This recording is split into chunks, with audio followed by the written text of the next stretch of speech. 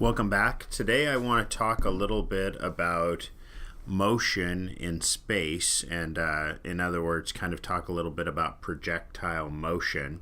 I'm going to start talking about projectile motion in 2 dimensions, but understand that projectile motion in 3 dimensions can easily be kind of abstracted from motion in 2 dimensions. So what I want to start out with is, let's say we have this little curve here, and let's say that this is the motion of some object flying through the air. I could call this thing r of t, in other words, the position of some object at time t. And then let's say that down here, this was time 0 at the origin. If if time 0 actually is the origin, then what I can say is that r of 0 is equal to the 0 vector. Okay, so r of 0 is the 0 vector. But at time 0, we have some sort of a velocity as well.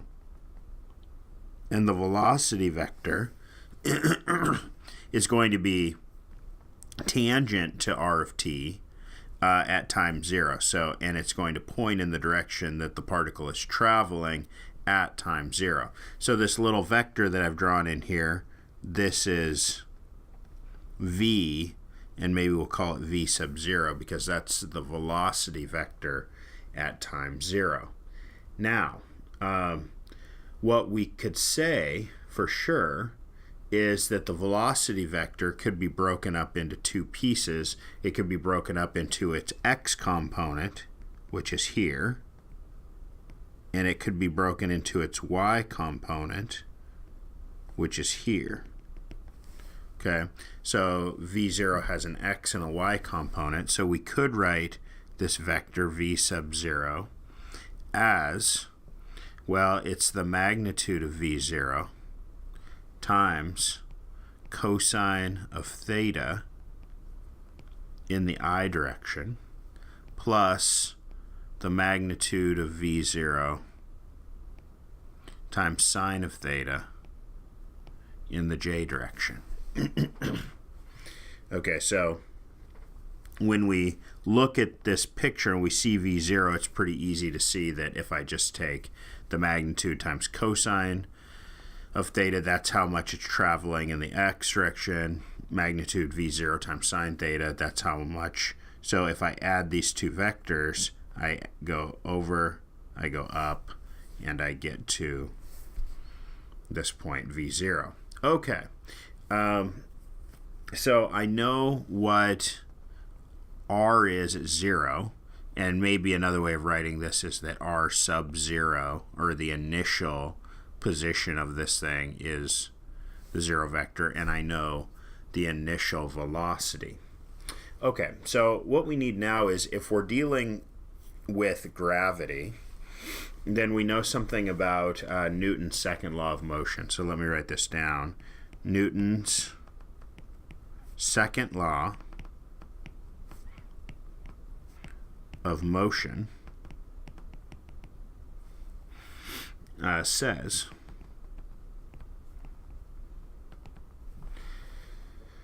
that force is equal to mass times acceleration. So mass times acceleration. And this is not super surprising to any of you who have taken a course in physics. So let's rewrite that for a second. So force equals mass times acceleration. And so in the context of what we're doing here, we have that force is equal to, well, what I've got is a mass m, and I've got an acceleration negative g, where g is the force of gravity, but it acts in a negative direction. Okay, and what direction does it act in? Well, the y direction. It pulls down, so it pulls in the j direction. So force is equal to negative m times g, where g is gravity, times j. Okay? Another way of saying this is, well, we know that acceleration, or this negative mg, that is, the mass actually has nothing to do with the acceleration. The acceleration has everything to do with gravity. So another way that we could write this is that this is the mass times the acceleration, which we could write as the second derivative of r with respect to the variable t. Okay, so another way of saying that is, so negative gj is equal to d squared r over dt squared. In other words, the second derivative of our original r function is negative g over j. Now, this is actually what we would call a differential equation with some initial conditions. Our initial conditions are the following. That r of 0 is equal to r0. And what did we say that r0 was? That's the 0 vector. And we know that the first derivative, dr dt, is equal to v sub 0 when t is 0. Okay? So, putting all of this together, we can take an antiderivative of this second order differential equation. And if I take an antiderivative here, I get that the derivative of r with respect to t, excuse me, that the first derivative with respect to t is just going to be the antiderivative of negative g times j. Well, g and j, they have nothing to do with t, so that's just a constant. So this would just be negative g times t times j plus some constant. Well, what constant should it be? Well, I know that if t is 0, I should get v sub 0. See, I have that written right up here, that if t is 0, so if t was 0 here, then I should get v0. And you see now, if I plugged in 0 for t, I get out v0, which is exactly what I want. So now I should be able to, again, take an antiderivative of both sides again. The antiderivative of dr dt is just r. And so r should equal, now I take another antiderivative, and I get negative 1/2 gt squared j plus, well, v0 is just a constant, so I get v0 times t plus some constant. But I know that if I plug in t is 0, then I should get the 0 vector. So plus my 0 vector, or r sub 0 if you prefer. Okay, so let's plug in what we know v sub 0 is from the last page, and we'll get another expression for r. So I get that r is equal to negative 1/2 gt squared j plus v0, we know is the magnitude of v0 times cosine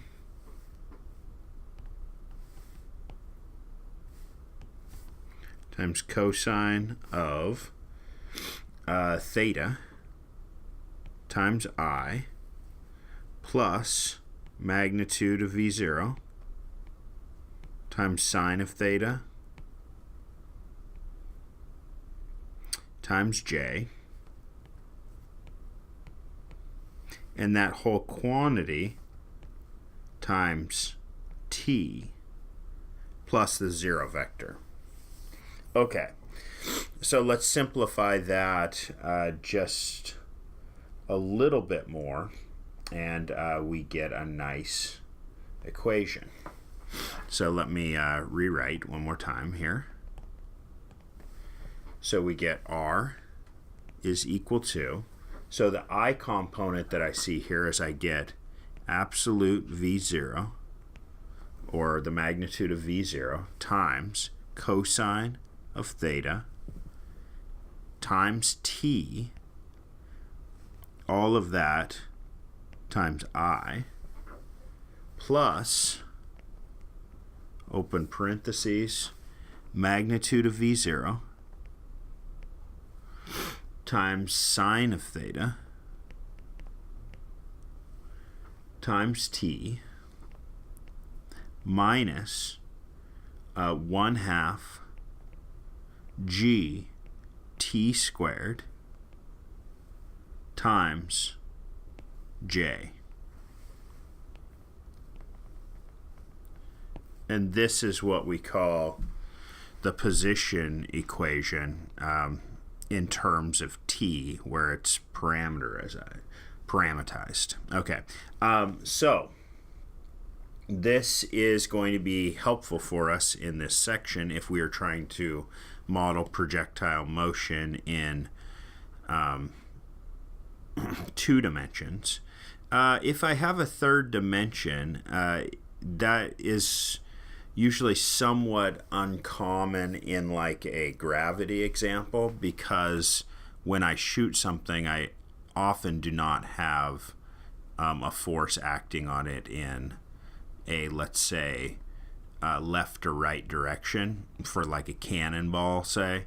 But if it does have some sort of a force acting on it in that direction, that's easy to add. Okay, so definition. Theta is called the projectile's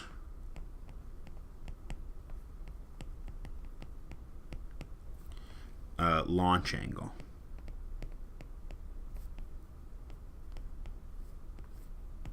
So in other words, when I draw this little vector coming out this way, this angle theta is what we mean by the projectile's launch angle, and the magnitude of V0 is called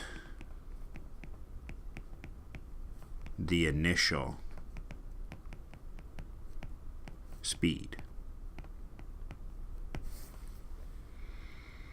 Okay. It's important also to note that if I have a function r of t that is a position function for some particle, and I take its derivative and I find r prime of t, then r prime of t is a tangent vector to r of t. Okay, so if I have some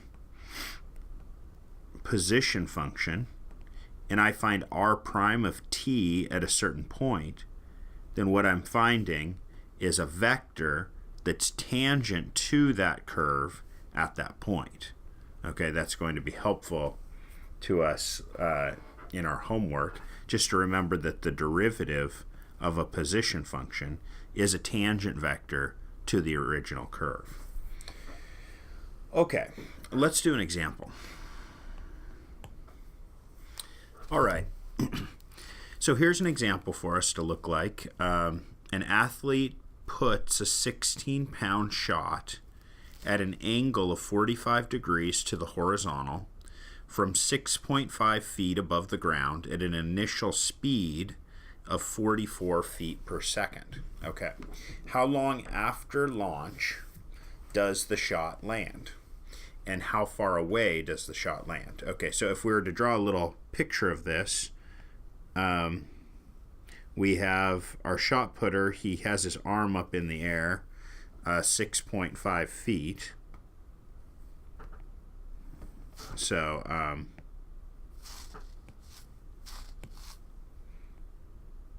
and then he's going to throw the shot, and he has an initial velocity on that shot. We know what the initial velocity is. It's 44 feet per second. And we know that the height is 6.5 feet when he throws the shot. Okay, and we want to know two things. First of all, how long after the launch does the shot land? So it lands over here.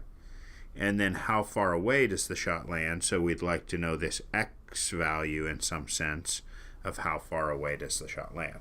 Okay, so to answer questions like this, we really have to kind of key in on, is this question asking me something about x, the x direction, or is it asking me something about the y direction? Because the x direction is represented by the I component, and the y direction is answered by the j component of our equation.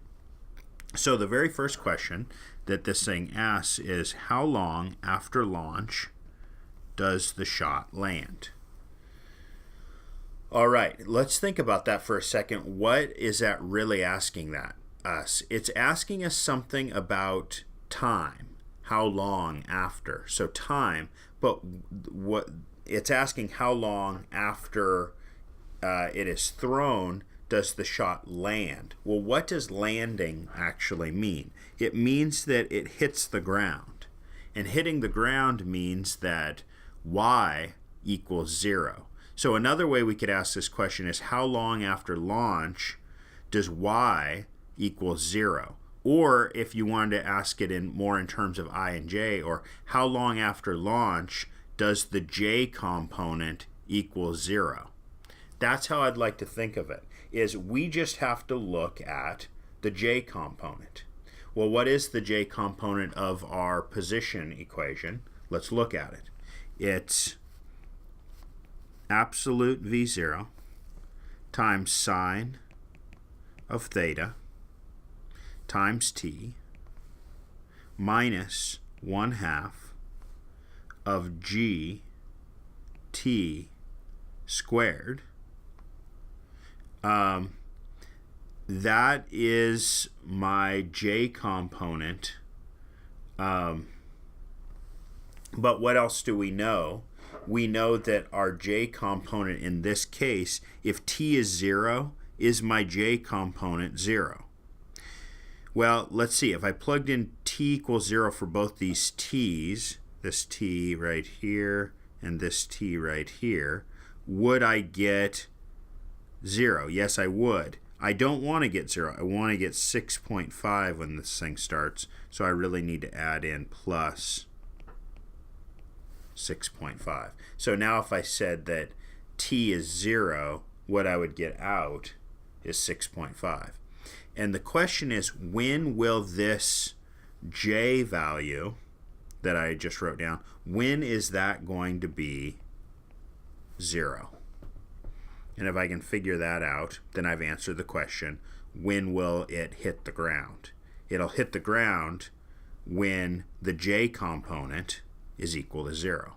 Okay, so let's now plug in what we know to this to get a nice equation. Well, the magnitude of v0, or in other words, the initial speed, we know that. It's 44. So I can replace this with 44. Then I have sine of theta. Well, sine of theta, this is sine of 45 degrees. And then I get times t minus 1/2 g. Well, what is g? Well, in terms of feet per second, I'm just going to use 32 feet per second times t squared plus 6.5 is going to be equal to 0. And now I can do a little bit of work on this. We know what sine of 45 degrees is. Let me rewrite this. So I've got 44 times sine of 45 degrees, which is the square root of 2 over 2, times t minus, well, I've got 32 over 2, which is 16 t squared, plus 6.5 is equal to 0. If you prefer, maybe you'd like to write this in descending order so you can see it very clearly as a binomial. So I have negative 16t squared plus 22 root 2 t plus 6.5 equals 0. And now we just have a binomial equation, and we solve a binomial equation for t by using just our nice binomial equation, kind of our negative b plus or minus the square root of b squared minus 4ac over 2a. So let's plug it in. We get negative b. So t is going to equal negative b, or 22 root 2, plus or minus the square root of b squared. So b squared would be 22 root 2 squared, which is 968, minus 4 times a times c, which is 416. It's actually negative 416, which makes this a plus, divided by 2 times a. A is negative 16, so I get minus 32. Okay, so now we could kind of pump this through a calculator, and you get two answers. One is negative and one is positive. We're not interested in negative time. We're interested in positive time, and you'll find that the answer here is approximately 2.13 seconds. Okay, so we're able to see that this projectile, or this shot that we've thrown, is going to hit the ground in 2.13 seconds. But that was not the only question that was asked. The other question that we asked is, how far away will the shot land? But how far away the shot lands is a question about the x direction. So in other words, in 2.13 seconds, what is the x value? Well, the x value, or the I component, is modeled by the following. Absolute v0 cosine theta times t is the I component. And I'm asking, well, what is the I component when t is equal to 2.13? Okay, so what I want to do is let's plug in what I know. So this is absolute 44 plus times cosine of 45 degrees times the time that we know we're sitting at, which is 2.13. Or this is 44 times root 2 over 2 times 2.13, which ends up being approximately 66.27 feet. And that answers my second question. Okay, so most of these problems that you'll encounter about projectile motion are really all about figuring out, is this a question about the x direction, or is this a question about the y direction? And if you mess that up, these problems can be kind of tricky. So really first understand what the question is asking. That's a huge part of these questions. And then answering the question actually usually isn't that hard if you know what the question is looking for. Okay, so that gives you what you need to do some homework over motion in space. Good luck.